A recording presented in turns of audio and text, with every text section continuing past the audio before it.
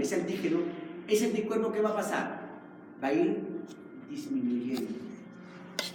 Entonces, hay que tener mucho cuidado en los pacientes que hayan sido transfundidos alguna vez o que han tenido embarazos, mujeres. ¿Por qué? ¿Por qué? Porque supongamos por la transfusión o el embarazo, cuando yo le mandé a Elena una unidad de sangre o 2 unidades de sangre, y por esas 2 unidades de sangre, ella creó un anticuerpo anti-C mayúscula, pero nadie se dio cuenta porque ella lo creó después de la segunda unidad. Creó un anticuerpo anti-C mayúscula. Ella nunca más recibió sangre hasta después de 10 años. Dice que después de los 3 años, la posibilidad que el anticuerpo que ha creado comienza a ir bajando. ¿Ok? Y después de los 3 años puede ser que la prueba de compatibilidad no lo detecte. Si después de 5 años Elena nuevamente le piden sangre y la sangre le escogen ese antígeno C mayúscula positivo, pero su anticuerpo anti-C bajó tanto su título que las pruebas que hicimos en banco no lo detectaron. ¿Y qué va a salir? Compatible, ¿sí o no? Compatible. Entonces va a ir esa bolsa al piso, le van a poner empezar a transfundir y después de 24 horas ella va a empezar a hemolizar. Eso se llama reacción hemolítica retardada. Y ustedes van a decir, como alguna vez, el banco de sangre tiene la culpa. ¿Tiene la culpa el banco de sangre? No, porque salió compatible. ¿Tienen la culpa ustedes? Tampoco.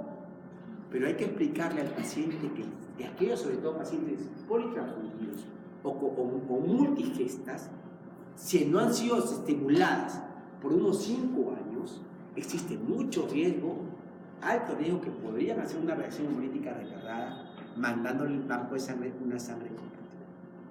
¿Ok? Mucho riesgo. ¿Okay? Esta ley es bueno que la lean. Siempre, actualmente se está cambiando las normas de transfusión de sangre. ¿Okay? Y lo más importante cuando uno decide transfundir es que actualmente los médicos debemos tener este dicho en mi cabeza: la mejor transfusión es la que no se realiza. Mientras menos transfunda es mejor. Yo no digo que no transfundan, transfundan cuando sea necesario. No solo por la posibilidad de crear un anticuerpo, lo peor es que se le puede pasar un VIH. Usted va a decir, pero doctor, ¿le han hecho las pruebas para VIH? Sí, pero hay un periodo en el cual el reactivo no lo puede detectar, lo que se llama el periodo de ventana. ¿Okay? Y es por eso que buscamos nosotros donantes voluntarios. ¿Qué van a hacer ustedes? Sensibilizar a que la gente done voluntariamente, no que vaya a vender la sangre, porque los que venden la sangre se saben a entrevistas de Bella Derecho y le ponen no a todo. Si ayer yo tuve un contacto de riesgo con una persona con VIH y mañana voy a donar, y yo digo que no tuve ningún contacto de riesgo, cuando van a la prueba para el VIH va a salir negativo, pero ya está el VIH. Va a pasar al banco y de esa bolsa de sangre sale un paquete nuclear, un plasma fresco, un clío precipitado y una plaqueta. Y puede ir a una persona distinta y podría contagiar hasta 4 personas con esa sangre, porque lamentablemente en el Perú la donación voluntaria es baja. Por eso es que estamos tratando de que esto cambie a partir del 6º ciclo. De ustedes, que no solo lo hagan porque, como le dije a Almendra, no le vamos a poner un punto, porque si no lo hagan porque realmente creen que van a ayudar no solo a darle sangre a una persona, sino a disminuir estos riesgos, porque esa sangre puede ser para Cecia, para Elena, para mí, esa sangre contaminada que entra en la bolsa. Dios no quiera que alguna vez nos transfundan VIH en eso.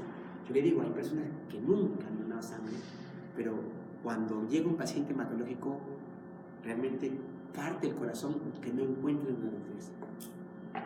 Y esa persona dice, no, nunca ha donado, y ahora, doctor, realmente yo le decía a mis hijos que no donen, y ahora realmente yo cambié mi vida. Es peor.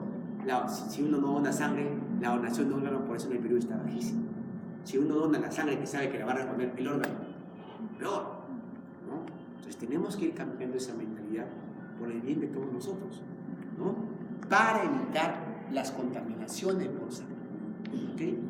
Entonces, lo importante, nuevamente digo, ¿cuál es la mejor transfusión? La que no se utiliza.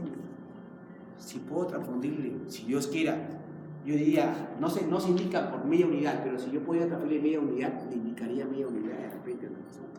Se podría, pero no se hace por unidad. Mientras menos transfunda la cantidad, mientras sea más racional, es mucho mejor. ¿Okay? Es mucho mejor. Entonces, lo importante es que no se guíen para transfundir sangre total o paquete celular solo en la cifra de hemoglobina.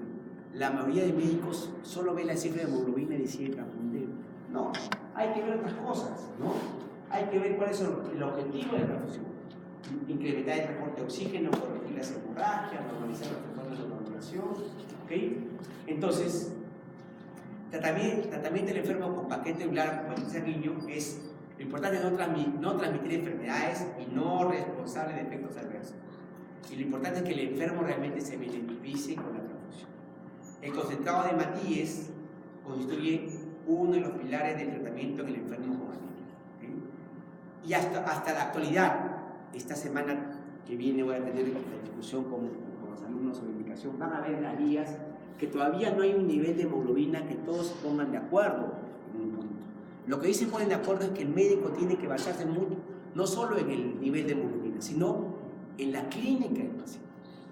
Porque cuando yo decido transfundir hematíes, se supone que le transfunde hematíes para darle oxígeno. Entonces, lo más importante es ver si tiene el paciente signos o síntomas de hipoxia tisular, el paciente, o qué tanto está sangrando el paciente. Eso lo deciden ustedes. Pero ustedes cuando se vayan voy a hablar de mi hospital porque yo vivo ahí, yo trabajo ahí, tengo años, cuando se vayan a emergencia de las artes, si viene con 6 de hemoglobina, le indican 2 unidades. Si viene con 7 de hemoglobina, le indican igual 2 unidades. Si viene con 8 de hemoglobina, igual le indican 2 unidades. Entonces, no hay un criterio de decir. Entonces, ¿cuál es la cuestión? No hay un criterio. ¿No? Entonces, tendremos que decir, bien, no es que a todos le indique 2. ¿Por qué le indico 2? Llegó a las 12 de la noche, como son 2, la enfermera que no duerma, hasta le dice, reevaluación después de las 2 unidades. Ahora sí me voy a dormir, voy a jatear rico hasta las 6 de la noche.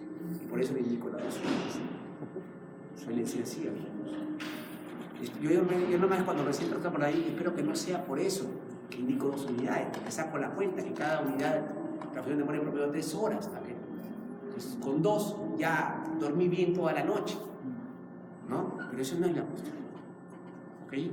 Y muchas veces en emergencia se indica nada más y cuando mandan a transfundir vemos que el paciente tiene un autoanticuerpo y no es una anemia por una crónica que no debe transfundirse. Un paciente con autoanticuerpo no debe transfundirse. Y ahí le avisamos al médico delante, tiene un autoanticuerpo. Entonces no analizaron bien la anemia. ¿Cuál es la causa de la anemia? ¿Okay? Entonces, en hemorragia aguda, esta es una guía, por ejemplo. Antiguamente se decía que el nivel mínimo para transfundir sangre era en una hemoglobina de 10. Cada vez estos límites de las guías han ido disminuyendo. ¿Y quiénes fueron los responsables? Por si acaso llegué acá, no estoy hablando mal, solo digo, ¿quiénes fueron los responsables o que las indicaciones de transfusión mejoren de paquete celular? Los testigos de Jehová. Porque ellos decidían entrar a sala sin que le pongan ninguna unidad. Y vieron que a pesar que cerraban algunos pacientes y llegaban a niveles críticos supuestamente de hemoglobina antiguamente, no pasaba nada. No le pasaba nada. Y además se demostró que las transfusiones intraoperatorias incrementaban las infecciones de heridas postoperatorias, mientras que el que no se transfundía no hacía una infección postoperatoria. Entonces comenzaron a ver los beneficios de la no transfusión de sangre. Yo digo que no, yo nuevamente digo, no vaya a ser que una vez digan y esté ahí un paciente sangrando y yo, no, el doctor es que me ha dicho que hasta que no tenga síntomas de hipoxia no. Cuidado, por favor, no. Cuando hay que transfundir, hay que transfundir. Pero cuando un paciente que está con anemia crónica, sí hay que tener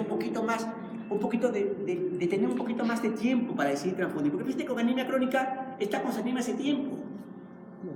Es diferente al paciente que viene con anemia por hemorragia aguda. Ahí no hay tiempo para pensar, no hay tiempo para hacer hemoglobina, hemoglobina. En el otro sí hay tiempo para pensar. El paciente viene cansado hace tiempo, hace 3 semanas estoy cansado, usted le quiere una hemoglobina 6, no hay problema. El paciente viene con 3 semanas de cansado. ¿Por qué esperar? ¿Por qué apurarse en transfundir? Hay que tomarse un tiempo y decir, necesita transfusión o con eritropoyetina, con hierro, va a mejorar. No lo sé, pero podríamos tomarnos un poco más de tiempo para pensar en un paciente con anemia crónica, con un paciente con anemia por hemorragia. ¿Ok? Por ejemplo, ¿no? Acá hay un estudio, miren, ¿no? Este fue un modelo de animales, pero por ejemplo, hay un reporte que supuestamente una persona testiga de Jehová recién hizo síntomas cuando fue operado, cuando llegó a la hemoglobina 4 y falleció cuando la hemoglobina llegó a 1.6. Se recién hizo síntomas de hipoxia tisular en hemorragia en sala cuando la hemoglobina llegó a 4. ¿Ok? Entonces, siguen los anestesiólogos diciendo, por eso algunas veces hay muchas controversias. Aquel que acaba de ser acá anestesiólogo, yo siempre con residentes de tecnología comenzamos a conversar más que todo, ¿no? Decir, ¿por qué los residentes hablan? Porque con los asistentes no se puede conversar, creen tener la razón, cada día las cosas van cambiando. ¿Por qué la hemoglobina mínima para entrar es 10 a sala? Pregunto, ¿por qué si la anemia en mujeres y hombres es considerada anemia en mujeres con un punto más bajo? ¿Por qué no se considera el punto también más bajo en mujeres de hemoglobina? ¿Por qué igual? ¿No? Aparte que el punto crítico de hemoglobina 10 ya en los países desarrollados ha bajado un punto crítico de 8 de hemoglobina para entrar. En un banco de sangre que puede responder agua, porque si tienes un banco de sangre que no te va a responder en hemorragia, mejor entra con 10. Pero si tienes un banco de sangre que te va a responder con buena cantidad de paquetes lugar en un momento de emergencia, podrías entrar con 8 de hemoglobina. No hay ningún problema. Hay anestesiólogos, de repente para acá, para el anestesiólogo, no estoy hablando, pero este tiene 9.9 de hemoglobina y dice, no entra a sala. Si no tiene 10, que le transfundan un paquete celular. Imagínense, por 0.1 gramos por decilitro no entra a sala. Digo, qué desgraciado. Es que de verdad, no puede ser, ¿no? Por 0.1, sí, yo he visto. Y me llaman ahí, si no tiene, dice, pero tiene 10.1, no, dice que si no llega a 10, no entra a sala. Que 10 es lo mínimo. ¿Y qué va a hacer? ¿Se va a operar? De una colestomía laparoscópica. ¿Va a sangrar ese paciente? No va a sangrar nada. Al menos si es un buen cirujano, salvo que el cirujano sea malo, pues no, porque la técnica operatoria es importante. Pero la laparoscópica, el sangrado es mínimo, ¿no? Es mínimo. Entonces, es importante ustedes ver datos subjetivos de cuál es el punto, no solo el nivel de hemoglobina, sino está haciendo qué tanta hipovolemia, qué tanta hipoxia. Porque si tiene adyuvantemente alguna enfermedad cardíaca, alguna enfermedad pulmonar que hace que consuma más oxígeno, eso tienen que decir ustedes y ver no solo el nivel de hemoglobina, ver otros parámetros para decir transfundir hemática. ¿Ok? Entonces, esto es, por ejemplo, una guía en anemia aguda. Hay uno que dice que por encima de 10 es raramente indicada, por debajo de 6 siempre indicada, y entre 6 y 10 hay que evaluar si necesitan otra función. Esta es una guía. Otra guía van a ver que tienen otro nivel de hemoglobina, ¿ok? Para evaluar en hemorragia aguda, ¿ok? Pero en anemia crónica, nuevamente digo, un paciente venga con anemia crónica, hay que tomarse el tiempo para tratarlo. Generalmente en un paciente con anemia crónica, ¿okay? La anemia es por alguna deficiencia, o sea, de hierro, nutricionales, inflamación crónica por una enfermedad renal. Y la transfusión no es la primera alternativa, ¿okay? Hay otras alternativas antes que la transfusión, ¿okay? Entonces, nuevamente digo, en un paciente con anemia crónica, la anemia puede ser el signo de una enfermedad sistémica. Y muchas veces hay que atacar esa enfermedad sistémica para que la hemoglobina empiece a aumentar. ¿Okay? Entonces, tienen que tomarse un tiempo más para decir si es necesario o no la transfusión en un paciente con anemia crónica. ¿Okay? Si es necesario. ¿Okay? Entonces, la mayoría de las anemias crónicas pueden ser tratadas sin transfusiones, con hierro, vitamina B12, ácido fólico, eritropoyetina o tratamiento de las enfermedades subyacentes. ¿Okay? Entonces hay que pensarlo siempre eso. ¿Okay? ¿Cuándo plantear el riesgo de la transfusión en un paciente con anemia crónica? Cuando no hay tolerancia a la anemia, el paciente ya empieza con síntomas de hipoxia, ya, ok. Por el momento tienen que sacarle la hipoxia y estudiarlo mejor, no hay ningún problema, hay que transfundirle, ok. Y ver también cuál es el riesgo de transfundirle sangre a ese paciente con anemia crónica. ¿Okay? Le digo, muchos pacientes ya con 6 de hemoglobina y le indican 2 unidades de sangre y va a banco y en banco descubrimos que es una anemia hemolítica autoinmune por altos anticuerpos. Le avisamos al médico y dice, ¿sabe qué? Se suspende la transfusión. Entonces yo pregunto, ¿era necesaria la transfusión? No lo sé. Si cuando le avisé ahora es por alto anticuerpo, doctor, dice, ya, súper, porque el anticuerpo no se debe transfundir. Entonces, probablemente tampoco era necesaria la transfusión. ¿Por qué transfundirle al paciente? ¿No? Ellos dicen, se suspende. Entonces yo me pregunto si es necesaria la transfusión, si logran suspender la transfusión. ¿Okay? Entonces, no olviden eso de ahí. Mucho depende en la anemia crónica, la tolerancia a la anemia, otras enfermedades subyacentes igual en el paciente. ¿Okay? Y siempre ver otra alternativa en un paciente con anemia. ¿Okay? Siempre tratar de ver. ¿Okay? Entonces, en pacientes con anemia crónica los índices de transfusión inapropiados son con frecuencia muy elevados. ¿Por qué? Porque solo seguían el nivel de hemoglobina. El único parámetro que utiliza el médico es el umbral de hemoglobina. ¿Okay? Él no utiliza la clínica o los otros parámetros para decir si necesitan una transfusión. Y nuevamente van a ver ustedes. Y de repente cuando ustedes también han internado, como vean los internos, indican transfusión, y nada más le digo. Y bueno, y listo, y estará bien. Entonces hay que tomar su tiempo, ¿no? Este es un paciente con anemia crónica. ¿Cuándo se debe transfundir? En pacientes que no tienen un síndrome coronario agudo, debería transfundir entre 7 y 9, ¿ok? Y cuando tienen síndrome coronario agudo sí se recomienda tener la hemoglobina por encima de 10, ¿ok? Cuando tienen una enfermedad isquémica, ahí sí, ¿okay? Acá tenemos la transfusión de plaquetas. Cuando se indica, no olviden que una unidad de plaquetas se recomienda transfundir cada 10 kilogramos, alguna vez es una guía, en este caso es una guía que yo he sacado, ¿okay? Y que una unidad de plaquetas incrementa de 5.000 a 7.000 plaquetas en el paciente. Otra guía dice de 5.000 a 10.000 plaquetas, ¿okay? Otra guía dicen que hay que transfundir la cantidad de plaquetas que llegue hasta el menor riesgo de sangrado por plaquetopenia, al número. ¿Y cuál es el número de menor riesgo de sangrado por plaquetopenia? Está por encima de 50.000 plaquetas. Si yo decido transfundir, tengan el objetivo como mínimo llegar por encima de 50.000. Lleguen a 55.000, nunca llegar a los normales. Jamás. No pretende llegar a 150.000, nunca se transfunde para llegar a 150.000. Si por encima de 50.000 no hay riesgo de sangrado por plaquetopenia. No hay. Todos los libros le van a decir por encima de 50.000 no hay riesgo de sangrado por plaquetas. ¿Okay? Cuantitativamente. ¿Okay? Entonces, miren, las guías en general dicen que para pacientes con una transfusión profiláctica, es decir, en personas que no sangran con plaquetopenia, pueden esperar hasta el rango de 10.000 plaquetas y recién transfundir cuando llegan a 10.000 plaquetas en pacientes que no están sangrando con plaquetopenia. En pacientes que tienen insuficiencia regular secundaria de enfermedades oncohematológicas. Eso quiere decir un paciente con leucemia, un paciente con un linfoma, ¿ok? Un paciente con una enfermedad hematológica. Si no sangra por debajo de 50.000, no se desesperen, no pasa nada. Dice que recién cuando llega a 10.000 plaquetas hay que transfundir, porque ese paciente va a ser politransfundido con plaquetas y ustedes lo van a sensibilizar. En cambio, en pacientes con tumores sólidos, sin sangrado, hablo de transfusión profiláctica, ¿ok? Recién transfundir cuando están a partir de 20.000 plaquetas, ¿ok? En cambio, en pacientes que sangran, se recomienda transfundir cuando está por debajo de 50.000 plaquetas, porque recién por debajo de 50.000 plaquetas, si está sangrando, es más seguro que sea por la plaquetopenia, ¿ok? Si no sangra, no hay problema. ¿Por qué sangra un paciente por debajo de 50.000 plaquetas y otros no? Generalmente porque hay otros factores de riesgo asociados a que sangren. ¿Qué riesgos hay que sangren?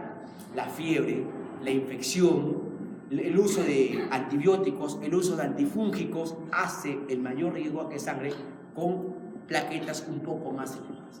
En cambio, aquel que no tiene fiebre, si no tiene infección, probablemente no le sangre hasta este rango que les he dicho de la transfusión profiláctica.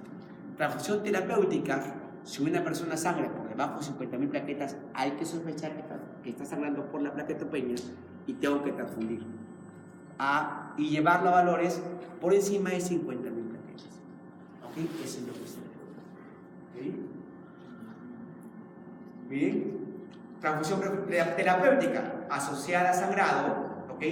Hay que llevarlo por encima de 50.000 plaquetas. Eso es lo general. ¿Okay? Igual, cuando entras a las operaciones, la mayoría de guías dice que para entrar a las operaciones tiene que tener un recuento de plaquetas por encima de 50.000. Salvo operación de ojo o de cerebro, mínimo debe tener un recuento de plaquetas por encima de 100.000 para ser operado de ojo o de cerebro. ¿Okay? Y el plasma frío congelado tiene todos los factores de coagulación. Todos los factores de coagulación. ¿Cuándo se recomienda transfundir? Este es lo que tiene, todos los factores de coagulación, y este es el volumen que tiene un plasma frío congelado. ¿Cuándo se recomienda transfundir un plasma frío congelado? Profilácticamente, cuando el TP o el TTPA está prolongado. Sin sangrado, hablo profilácticamente. Entonces la guía dice que se recomienda transfundir plasma frío congelado profilácticamente cuando el TP es mayor a 1.6 o 1.7 los valores normales, o el TTPA mayor a 1.5 veces el valor normal, o el fibrinógeno esté en menos de 100 miligramos por decilitro. Hablo de transfusión profiláctica, ¿ok? Sin sangrado, ¿okay? Sin sangrado. Ahí hay que transfundir plasma fresco, ¿ok? El crío precipitado, que no está acá, tiene 5 factores de coagulación: factor 8, factor fibrinógeno, factor de von Willebrand, fibronectina, ¿ok? Y tiene... ¿cuál? Y factor 13, ¿ok? Y factor 13. Actualmente la mayor utilidad del crío precipitado es transfundirlo en pacientes con fibrinógeno por debajo de 100. ¿Ok? El crío precipitado. No se recomienda como primera alternativa el plasma frío congelado. Cuando tiene fibrinógeno por debajo de 100, lo primero que se recomienda es crío precipitado. Antes utilizaba el crío como tenía factor 8 para hemofilia A, pero actualmente existe el factor 8 recombinante que tiene menos riesgo que transfundir un crío precipitado. ¿Ok? Antes también se recomendaba para deficiencia de factor 13, pero actualmente también hay factor comercial 13 que se recomienda transfundir. ¿Ok? Así que la única utilidad actualmente del crío precipitado es transfundir en difibrinógeno por debajo de 100 miligramos por decilitro. ¿Ok? Bien. ¿Alguna pregunta, chicos? Igual se lo dejo acá a las exposiciones. ¿Alguna pregunta? ¿Alguna pregunta? Porque de esta unidad sí me toca a mí hacer preguntas. Sí, esta unidad del examen, y van a hacer 2 clases mías. Así que por lo menos del examen de unidad, por lo menos van a haber 10 preguntas mías en esta unidad. Me toca esta, y la otra semana me toca perfil hepático y diagnóstico de hepatitis, serológico de hepatitis. ¿Alguna pregunta? Porque después me dicen, claro, sus alumnos salen mejor que nosotros porque usted también le hacen clases ahí, que no sé qué, y están llorando. Y entonces le pregunto, dime.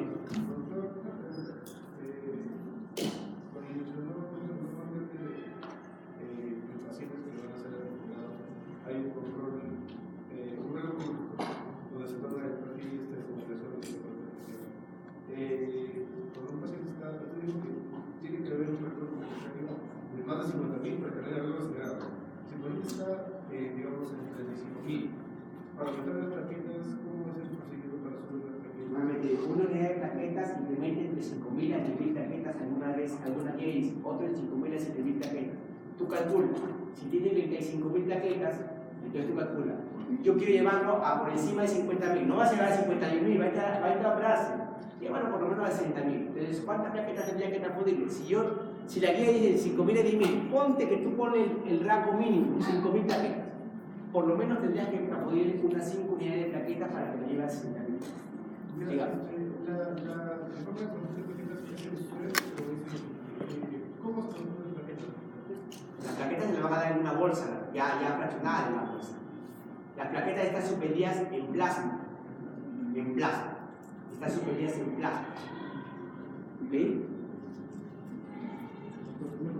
Usted dijo que si una persona tiene miedo con su cuerpo, eso no se le puede hacer transfusión, ¿no? no se recomienda la transfusión, salvo, ¿Qué se puede hacer eso? no, nuevamente digo, si uno tiene un autoanticuerpo, significa que el sistema inmune está atacando su propia célula del hematito. ¿Qué debería hacerse? El tratamiento es inmunosuprimirlo, bajar la dosis del autoanticuerpo para que deje de hemorizar, porque la anemia es por la hemólisis.